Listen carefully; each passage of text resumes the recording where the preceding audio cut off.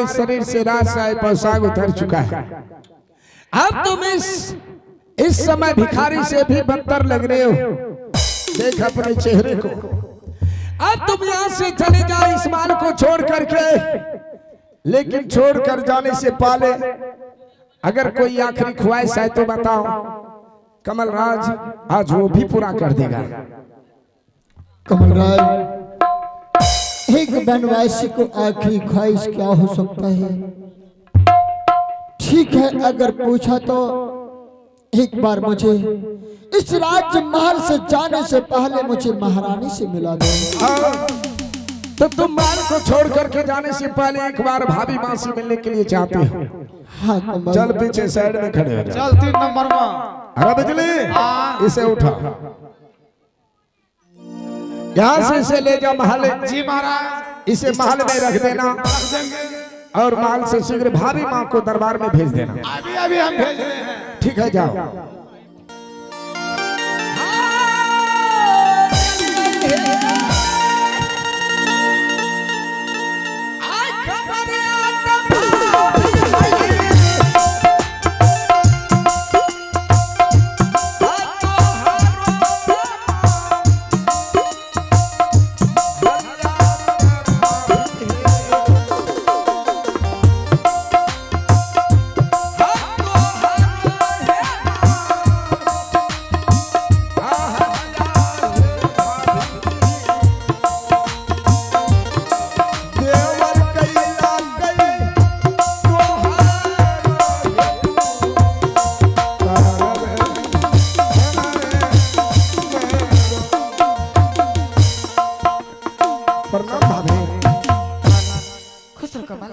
क्या बात है कमल, तुमने भाभी माँ को इस वक्त याद किया? भाभी, हाँ इस समय जो सिंह दरबार में आपको बुलाया हूँ, हाँ, मुझे कुछ कहने से पहले, मुझे कुछ सुनाने से पहले आप अपने होनहार पति से मिलिए। होनहार पति? आपके होनहार पति पीछे खड़े होकर के इंतजार कर रहे हैं। आज से 4 दिन पहले रेलवे में चपरासी का नौकरी मिलने वाला था, पता नहीं क्या हो गया। सबसे पहले भाभी आ जाइए, आप अपने होनहार पति से। स्वामी जी, ये मैं क्या देख रही हूँ? जब जब आपके पास आती थी मैं आपको प्रणाम करने के लिए, आपसे आशीर्वाद लेने के लिए, आप ऊंचे सिंहासन पे बैठ करके राजपाट चलाती थी। ये मैं क्या देख रही हूँ इस वक्त? ना तो आपके सर पे ताज है, ना तो आपके शरीर पे रासायनिक पोशाक है। इस भरी सभा में आप अपने आंखों से आंसू बहा रहे हैं। ये सब किसने किया, कैसे हुआ, कुछ तो बताइए ना। महारानी, हाँ, इस वक्त जो तुम मुझे देख रही हो, इस हालत में देख रही हूँ। तुम्हारे पास खड़ा जो है राजा नहीं, बल्कि एक वनवासी खड़ा है महारानी। वनवासी? लेकिन क्यों, क्यों स्वामी जी? महारानी, हाँ, आज आधी रात को राजमहल में पिताश्री का हत्या हो चुका है। बाबूजी का हत्या? और उस पिता के हत्या के जुल्म में कमलराज मुझे 14 वर्ष के लिए वनवास दे चुका। नहीं स्वामी जी, लेकिन बाबूजी का हत्या किसने किया? महारानी, हाँ, मुझे तो मालूम नहीं, तो अचानक पिताश्री की आवाज मेरी कानों तक आई।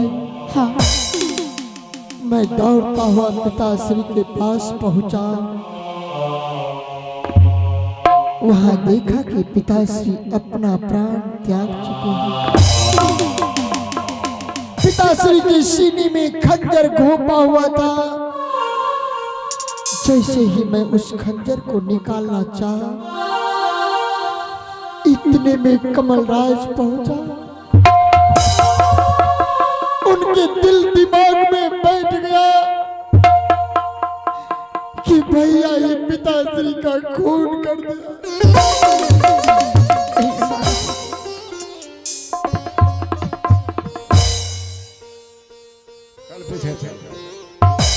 भाभी हाँ ये आपको क्या बताएंगे, दरअसल में साफ साफ मैं आपको बता रहा हूँ। ठीक है कमल बताओ। भाभी हाँ जैसे ही मैं पिताजी के नजदीक गया, हाँ पिताजी के नजदीक भैया बैठ करके अपने सर पे हाथ रख करके आंख से आंसू गिरा रहे थे। हाँ कमल। मैंने भैया से कहा, भैया इस हिमाचलपुर शहर में ऐसी कौन सी पहाड़ गिर गई जो आज मैं पहली बार देख रहा हूँ। मेरे राम जैसे भाई आंख से आंसू गिरा रहे हैं। जानती हो भाभी इसने क्या कहा? क्या? इसने कहा, कमल किसी इंसान ने पिताजी का हत्या करके यहाँ से चला गया। भाभी मैंने भैया से कहा, भैया इस हिमाचलपुर शहर में 14 कोस के राज में तमाम प्रजागण के बीच आप नित्य दिन घूमते हैं। बताइए किस इंसान की इस प्रजागण से दुश्मनी था पिताजी का? बताइए उस इंसान का नाम। अगर उसे जिंदा जमीन में नहीं दफनाया तो मेरा नाम कमलराज नहीं। ये तो बात सत्य है कमल। लेकिन भाभी लेकिन क्या? ये घोचू किसी इंसान का नाम कहने से इनकार चला गया। तब मैंने इससे कहा, अगर आप किसी इंसान का नाम नहीं कह सकते आप मेरा इनाम कह दीजिए कमाल। पिताजी के साथ जो भी बुरा भला सलूक हुआ है सब तुम अपने हाथों से किए। लेकिन भाभी ये बेहुदा मेरा भी नाम कहने से इनकार चला गया।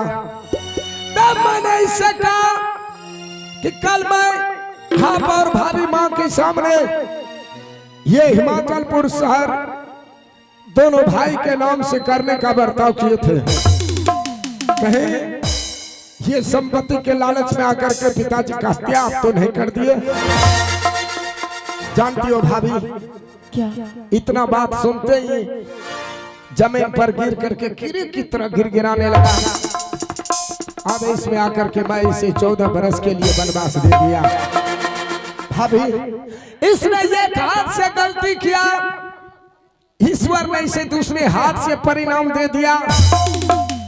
अब इसे सांस लेने का यहाँ पर जगह नहीं है। सिर्फ मैं आपका इंतजार कर रहा था भाभी, सिर्फ आपका इंतजार कर रहा था।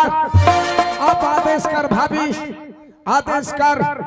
इस हरामजादे को मैं उतना दूर भेज दूंगा, उतना दूर भेज दूंगा भाभी, जहां से कि इसके शरीर की गंदी हवा कभी इस माल में प्रवेश नहीं कर सके। कमल, मैं अपना पति को हृदय को मैं जानती हूँ। मेरा पति इस तरह गलत हरकत कभी नहीं कर सकता।